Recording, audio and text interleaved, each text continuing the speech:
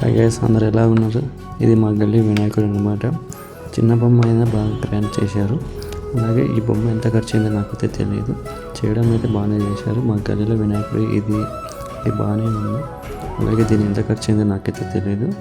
ఏదో ఒక team work బాగా చేశారు. ఇదైతే బాగా ఇంకా గ్రాండ్గా చేశారు. అలాగే ఇందులో ఎవరెవరు పార్టిసిపేట్ చేశారో నాకైతే తెలియదు.